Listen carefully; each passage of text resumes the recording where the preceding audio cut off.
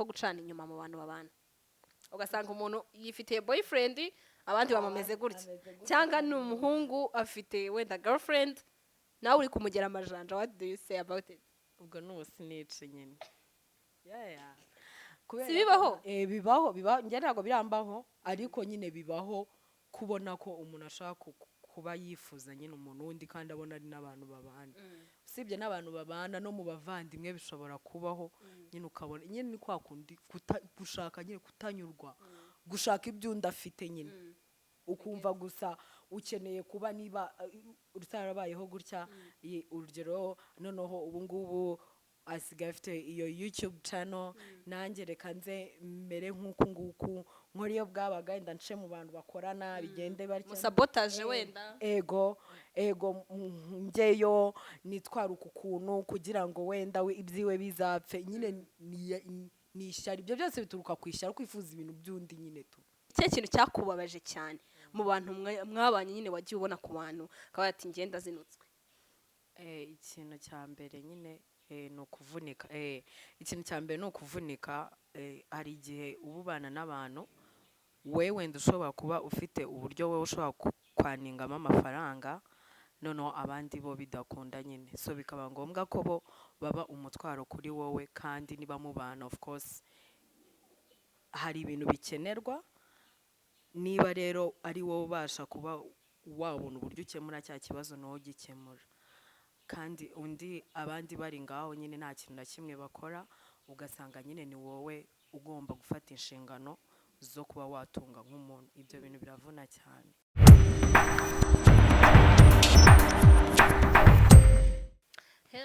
Hello family and friends, community ya Turarebera sister, nongeye kubaha ikaze kuri channel yacu.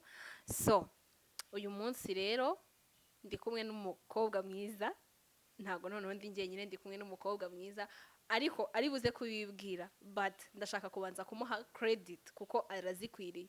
Niwe mukobwa twabanye muri Kigali. Niwe mukobwa twabanye nkiza kuba muri Kigali, nkitangira kuba mu buzima bwa Kigali muri ghetto ya mbere nabayemo muri Kigali ni iyo twabanagamo. Even nta nubwo navuga ngo niyo twabanagamo, ndamuha credit kuko arazikwiriye. Niwe yarancumbikiye, reka bivuge gutya, nibwo bifite uburemere bikwiriye kubera ko yarabikoze, kandi umuntu yakoze ikintu cyiza aba akwiye kubishimirwa. She's one of my best friends ever. Okay, reka muha akanya rero abibwire, ariko credit nuvuga ngo iyo ataza kubikora birashoboka ko ntari kuzasurvivinga muri Kigali. So ndamubashimiye mumunkundire. Okay, ndakwakiriye ibwira aba bantu. Murakoze. Nitwa Diana Uwimpuhwe, nkaba ndi umushuti na twarabanye nyine. Yego. Nishimiye no kuza nyine gufatanya nawe ikiganiro tugiye gukorana. Okay. So rero mbahaye ikaze, mwumvemo ikaze. So rero uyu munsi dufite topic tugiye kuganira. Uyu munsi ngewe ndi kumwe na Diana. Mwumvise yuko ari umuntu twabanye muri ghetto. Ntago byari byoroshye. Oya, umva ntago byari byoroshye. Ntago ari ukubeshya, n'uwago twabaga muri ghetto. Umva twabaga muri ghetto nyine, nawe bibaza abantu bakirangiza amashuri ghetto babagamo ku kaveni kacu. Kuri veni zacu, ariko twari twishimye. So rero tugiye kuganira kuri topic ivuga ngo muzi ko twebwe hano kuri no community ikintu tuba dukeneye no kubaka abantu, kongera kugarura urukundo kandi rurimo na reality. So tugiye kuganira ku kiganiro kivase ni ibihe bintu bituma abantu benshi bakunda kubana muri ghetto, by'umwihariko noneho abakobwa bakunda kubana muri ghetto bikarangira bashwanye burundu kubana, uretse ko atari no ku bakobwa gusa, abantu muri rusange bakunda kubana muri ghetto bikarangira bashwanye burundu ku buryo umubano ucika ntibazongere no kuvugana. So Diana turi kumwe ahangaha tugiye kurebera hamwe ibyo bintu bikunda gutuma abantu bashwana burundu ku buryo dushobora no guhurira mu nzu ntitwongeye kuvugana nk'abatarigeze kumenyana. Tugiye kubiganiraho. Diana, uri tayari? Ndi tayari kweli. Okay, Diana, nkawe twarabanye, but uretse nanjye wabanye n'abantu benshi batandukanye. Yeah. So ni nk'ikihe kintu wakunze kubona kenshi, ni ikihe kintu cyakubabaje cyane mu bantu mwabanye nyine wagiye ubona ku bantu akaba ati ngenda zinutswe? Ikintu cya mbere nyine ni ukuvunika. Ikintu cya mbere ni ukuvunika. Hari igihe uba ubana n'abantu we wenda ushobora kuba ufite uburyo wowe ushobora kwaningamo amafaranga, noneho abandi bo bidakunda nyine, so bikaba ngombwa ko bo baba umutwaro kuri wowe. kandi niba mubana of course hari ibintu bikenerwa, niba rero ari wowe ubasha kuba wabona uburyo ukemura cya kibazo nawe ugikemura, kandi undi abandi bari ngaho nyine nta kintu na kimwe bakora, ugasanga nyine ni wowe ugomba gufata inshingano zo kuba watunga nk'umuntu. Ibyo bintu biravuna cyane. Okay, ngira ngo icyo kintu daya, icyo kintu cyo turacyumvikana 100%, kubera ko akenshi usanga nk'abantu bari kubana even hari n'igihe banabona uburyo bwo kwinjiza amafaranga, ariko ugasanga ntago nyine bari kugufasha. Ego hari n'igihe n'umuntu aba afite nk'uburyo, ariko ikintu cya mbere kitwica, icya mbere cyica abantu, iyo umuntu abona afite uburyo yabaho bworoshye nyine atavunitse, akabona kandi afite n'umuntu ushobora kumufashamo ibyo bintu, nyine abantu bakunda nyine gufata umuntu kumufatirana, kuko nyine babona uwo muntu niko yimereye, nta kintu na kimwe yabikoraho. Ni inshuti yanjye, ngiye aha ngaha nta kintu yabikoraho, nyine agomba kwakira ukuntu umeze, akaza akajya kandi yari afite uburyo bwo kuba nawe yagenda akazana za nshingano zo mu rugo zikenewe, mwaza mukazifatanya. Ariko kuko babona uwo muntu nyine ari aho ngaho nta kintu na kimwe aba yitayeho, nyine yicecekeye yiturije, kandi na bya bintu ari buze kubyuzuza wakigira, niyo yaba afite uburyo akabureka akavuga azabikora, wana dana yabikora n'ibiki wakabyihorera, ukaba uvunika wari aho ngaho. Wow, icyo kintu reka babwize ukuri, icyo kintu kibaho cyane. Ikintu ushaka kuvuga rero, nimba ubana n'umuntu guys, tureke kuvunishanya pe. Ni byiza ko nimba ubana n'umuntu muri kubana mu buzima muri ghetto, muri kugira ngo mwese mufatanye. Dear friend, iga nyine kumufasha, shaka uburyo wamufasha. Nimba wenda kandi daya, uzi ko umuntu ashobora kutagufasha mu buryo buri financial, ariko akakugirira umumaro mu rugo cyane. Kubera ko reba nk'urugero, hari nk'ukuntu uba wenda tuvuge niba wasigaye mu rugo, wenda tuvuge ninjye ufite akazi, ninjye ukora, mfite kugenda, ariko byibuze nataha nkavuga uti nasize umuntu mu rugo. Ibaze nko kuba wataha wasize umuntu araryamye ari aho ngaho, ukaza ugakubita n'igikombe ukabita ntiyanabyutse, byibuze akore twa dusuku, uvuga uti ariko byibuze nabuze wa mwanya wo gukora bya bintu nawe nari mfite, ariko byibuze wa undi nahasize yamfashije. Kubera ko hari ibintu bikenerwa mu rugo, nyine ukeneye gukoropa, ukeneye gukora iki, so aho kugira ngo njye gushaka wa mukozi wagakwiye kuzuza bya bintu, wowe uhari kandi uzi ko nta kintu ukora, njye niba mbasha kugenda nkaza nkagutunga, ngomba kuza ngasanga bya bindi bikenewe byibuze wabikoze. Apana mu rwego rwo kumva wenda ngo mbikoze ko ndi umukozi, wenda naba nshiritse, naba nkozi, ukabikora nkuko nawe wawe utekereza nk'umuntu mukuru, kavuga nge ndahari nta kintu mfite nkora, nagiye byibuze arataha abona icyo kurya. Ariko ugasanga umuntu aratashye asanzirika nta n'icyo kurya gihari, kandi ibintu byawe biri aho bla bla, kandi wahashye. Nari mfite ubunebwe, nari ngize iki, ngayibaze wa muntu iyo ashobora guceceka akakwihorera akagenda akiryamira, ariko ibaza ukuntu wowe ugenda ukaryamuvuga, none especially nk'umuntu utari nk'umuvandimwe wawe, kavuga ni umushuti wanjye, ariko ndebera uyu muntu nyine uko nateye to ndanatashye simbonye n'ibyo kurya, bikansa gukoresha amafaranga ari kudutunga nk'icyumweru ngo reka umuntu yodaringe, kandi no daringa ntago ndi burye ngenyine, nawe uraza kurya. So niho hantu umuntu akubera umutwaro nyine, ariko bya bindi bavuga ngo ni umushuti kanceceke nyine tutiteranya, ukicecekera ariko ukaba ubangamiwe na wa muntu. Wow, that's so personal. Ibyo naba narabigukoze, urara umuntu wese barabikoze.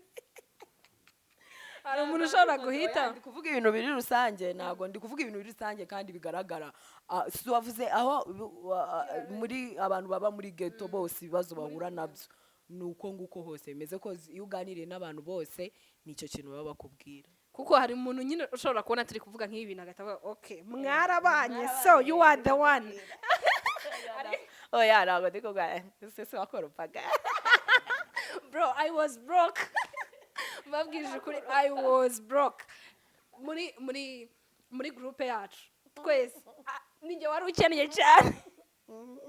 abari ukennye nyine none se aho nawe warakoraga ese ntitwakoranye Ya narakoraga ibyo nshoboye nyine, ariko njyewe nimba nzi ko nta bufasha buri financial bufatika buremereye ndi gutanga, at least daya yeah, at least what at least ibyo mu rugo barageragezaga kweri oya ntari rwose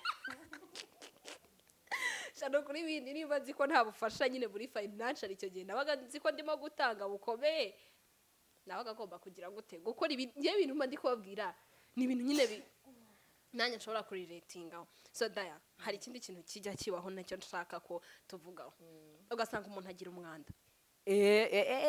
Igo ugasanga nk'umuntu agira nk'umwanda birabangama mana yanjye, ugasanga nyine nk'umuntu reka tuvuge nk'urugero tubana twabaga muri chambrette nta cyumba umva twararaga ibintu byose tubireba, imitungo dutunze yose twararanaga nayo, sibyo tutari twimuka imitungo twararanaga nayo. Ibaze nko kuba uzi ko aho ngaho ari nk'uburiri bwawe hari hateretse gaze n'iki, ibyombo still biri muri ako kabati, ibitari mu kabati wenda biri muri iyo base yogerezwamo, ugasanga nk'icyombo kimaze nk'iminsi uraho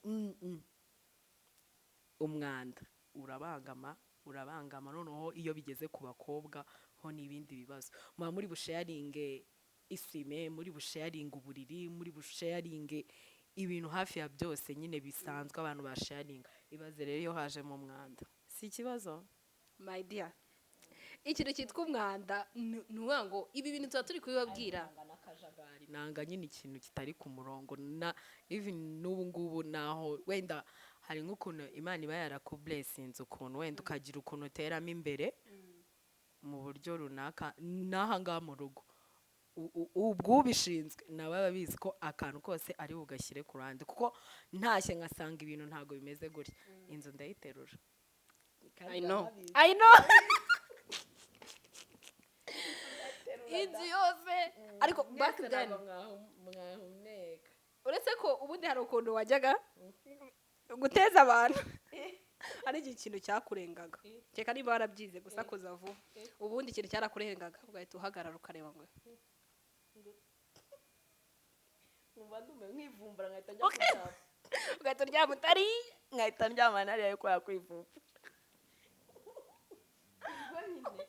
Okay, so rero ikintu cy'umwanda, my sisters, my brothers, ntabwo turi kubivuga ku bakobwa gusa, n'abahungu murabana mu mazu yanyu, mu mageto yanyu. Kuki ukwiye kubera umuntu umusaraba? Kuki ukwiriye nyine kuba ikibazo?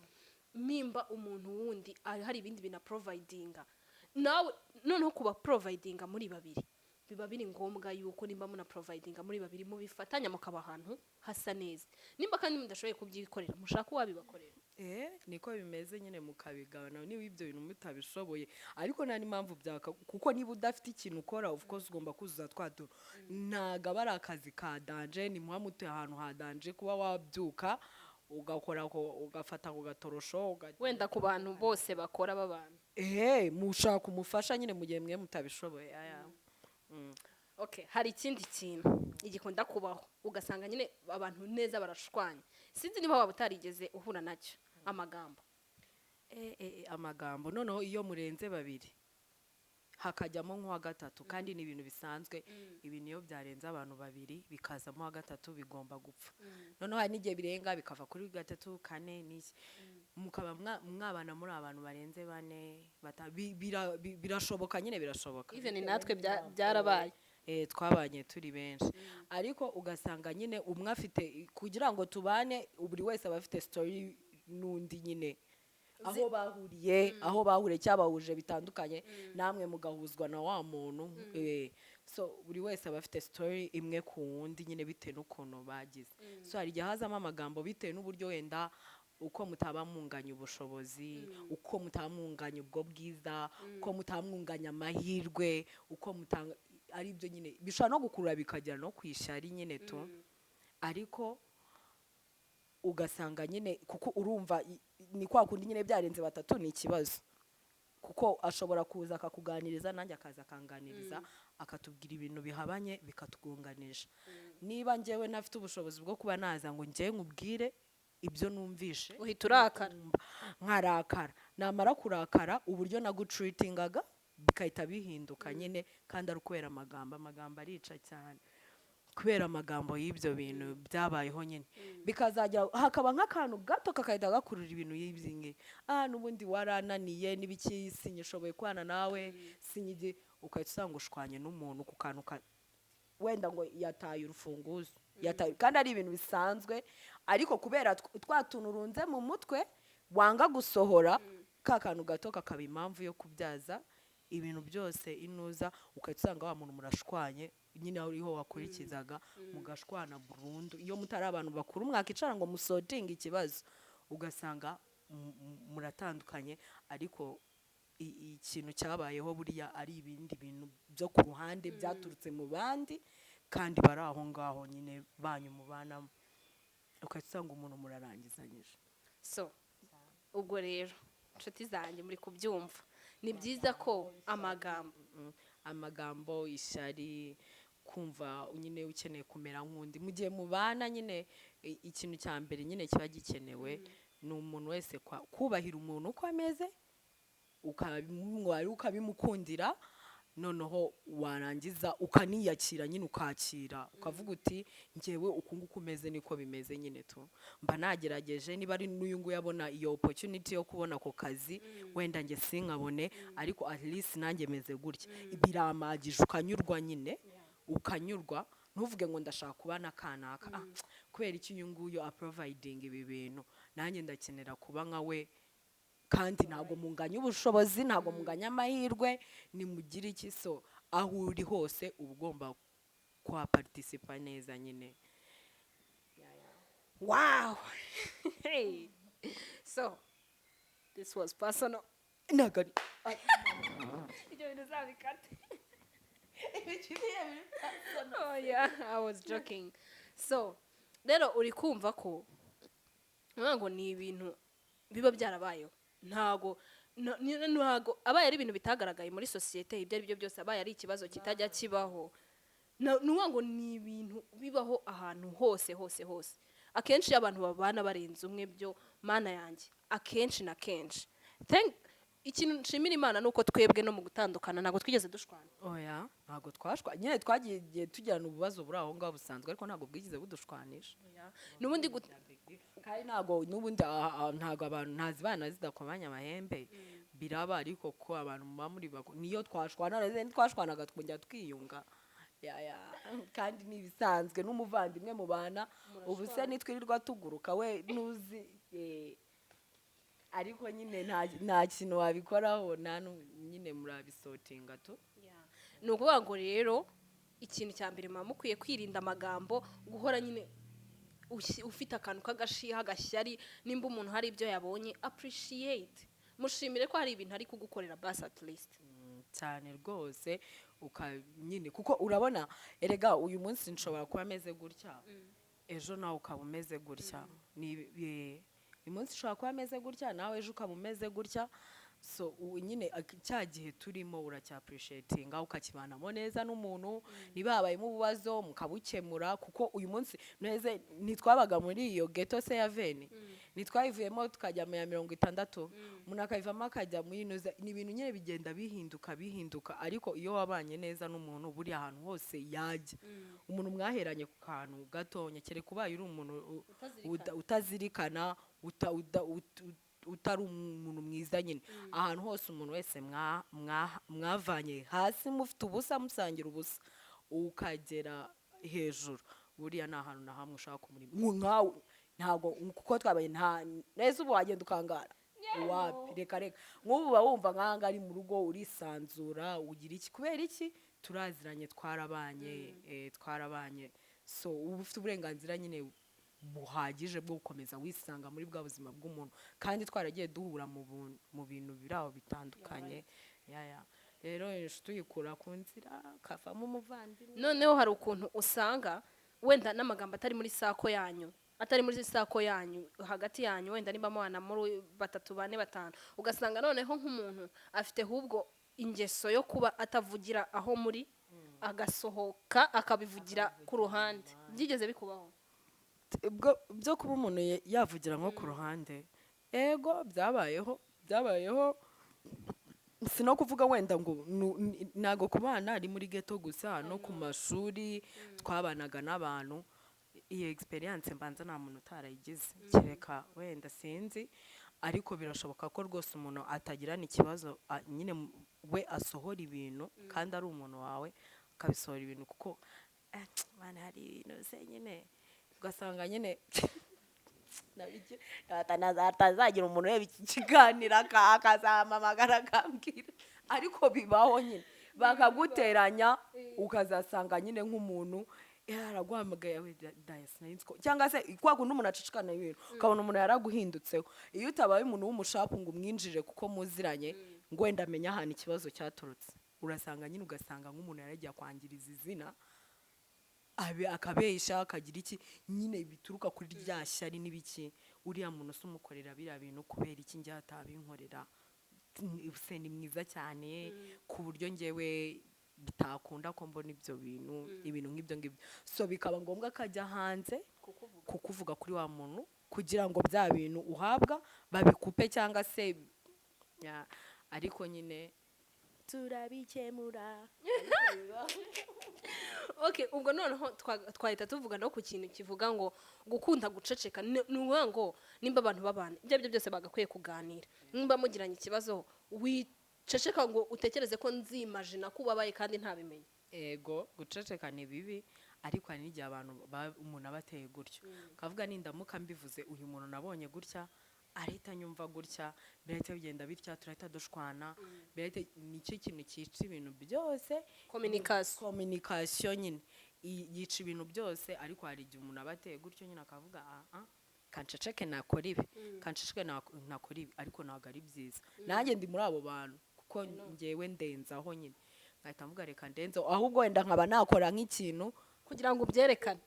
Nkakora nk'ikintu kugira ngo nkwereke. Ugasanga wenda nimba uyu munsi wenda tuvuge nk'urugero, niba nari kugura nk'umugati ejo nanze kuwugura, kibaza kwera iki dana ataguze uwo mugati kandi atuwagura umugati, nawe ukarezona ukahita wibuka nk'ikintu wakoze ukavuga uti subuye yandakaye kuri ubu ngubu se. Rero iyo ari umuntu w'umushapo hari igihe ahita kwandikira cyangwa se akakuvugisha akavuga uti uku nuku nguku, nyine wenda nkahita mbasinga nkabivuga nkavuga wowe iyo ukoze uku nguku nuku nguku, ariko nyine kubera yangeso yo gucecekana ibintu nyine kandi byica ibintu byinshi.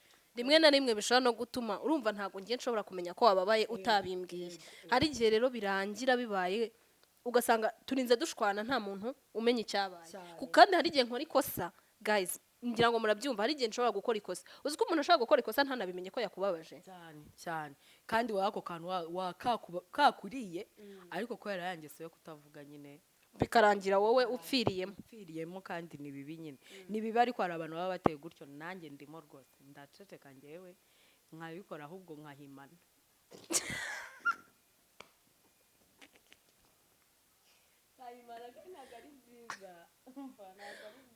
Okay, ako ngako nta kibazo. So tugiye kuvuga kandi kantu kajya kabaho, bossing around. Ugasanga ubana n'abantu wenda tuvuge muri 3 mwese murakora, ariko wabaye nkaho uri nyirabuja wabo. Si bijya bibaho? Bijya bibaho pe. Bijya bibaho mwese mugakora muna providinga n'iki, ariko ukajibona nyine umuntu ameze nkaho wagira ngo ni nyirabuja. Ego bibaho, ariko hari igihe ubuse nanjye ubwo se sikomeze we. Ntabwo ari kumeze wowe ukuntu umeze utaking a responsibility, nicyo cyiza. Noneho nge ndi kuvuga kuri ba bantu usanga mwese mufite responsibility murazuzuza. Urumva nkawe kubera ko wabaga ufite responsibilities ibintu byinshi ugomba kuzuza. Credit zo I give it to you cause warabikoraga. Like ibyo twakoraga byahagari bikepe, it can't count. Ntabwo twabigereranya n'ibyo wabaguri bukore. Nimba twe twakoze 40 we wabaga wakoze 60 hafi, urumva ko yabaga yakoze. Guys, uyu mukobwa uyu mukobwa no kuvuga ngo mufate agakayi reka ubwize ko mufate agakayi mbabwiye ibintu mubabwiye ni ukwicara mukiga urumva ni umwana uzi gufata inshingano azi gufata responsibility nta yeah credit goes to her icyo gihe I was broke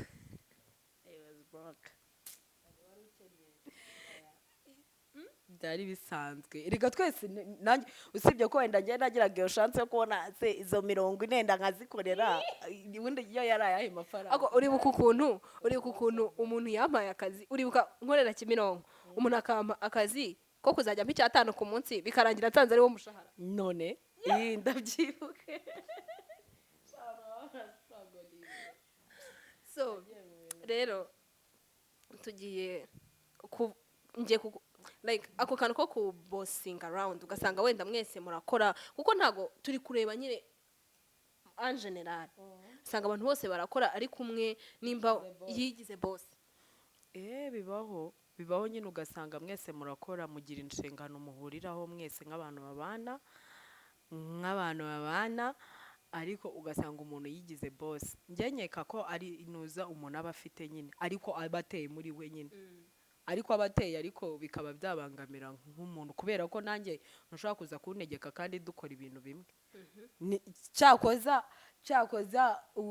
niba nzana veni ukazana tarani aho ngaho wenda ushobora kugerageza ariko mu gihe mfite nanjye inshingano ngira kandi nawe ukeneraho nta mpamvu yo kugira ngo unyereke kuri hejuru yanjye.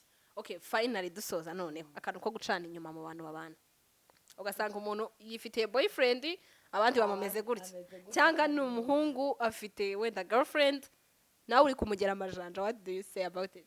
Ubwo n'ubusinice nyine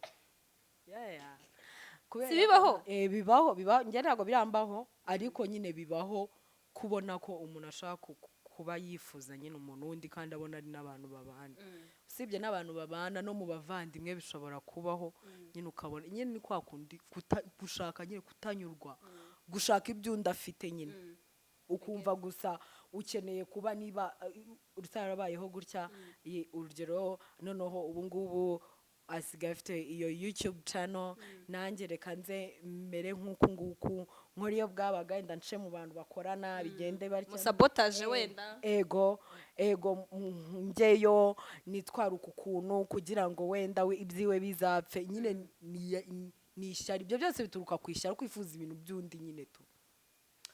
So umva rero reka babwize ukuri niba tutababwiye so rero iki kiganiro kiraryoheye ku buryo biranshimishije nizeye ko mwakuyemo inama zanyu. Diana arababwiye, Diana arabaganirije uyu mukobwa my dear cyakoze ndishimye Diana, thank you so much, wakoze cyane kuza mu kiganiro. Namwe mwakoze cyane umva nayo ngukumbuye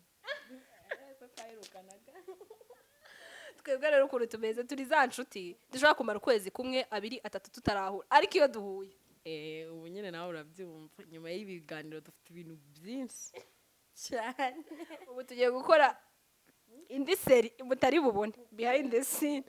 So rero mwumvise ibintu byose Diana yababwiye, mwirinde umwanda, mwirinde amagambo, mwirinde ku bossing around, mwirinde amashyari wapi ibiki n'ibiki nyine mufatanye nukikunde nyine kandi nawe ubonye nyine utwo duke uri kurusha wa muntu kuba waremeye gusa ko mugirana bikore wumva ubikunze nyine utashaka bikore nyine ubikunze wumve ko ari inshingano zawe ego. So thank you so much, turabakunda Daya. Thank you. I love you so much. Umva ndikubabwira ngo uyu mukobwa mumunkundire kuko nanjye ndamukunda pe, ni inshuti yanjye nziza cyane cyane cyane. So ndamushimiye namwe ndabashimiye, mukomeze gukora subscribe, mukomeze gusharinga ibi bintu mubiganireho kenshi kubera ko ni ibintu bikunda kubaho. Ako sinareka guha umwanya Diana ngo abasezereho. Uvuze ndavugiye mwakoze nyine mukomeze mu likinge mu subscribinge mu sharinge turebe ko twakibonera y'ibirayi uri kuba ego mwakoze nyine mwakoze. nanjye nishimiye gukorana ikiganiro nawe nanjye nari ngukumbuye tuzakorana n'ibindi biganiro mwebwe Nega mbabwizwe I enjoyed kino kiganiro kiraryoye nenjoyinze I had fun so mwakoze cyane turabakunda cyane tuzabona n'ubutaha so we love you bye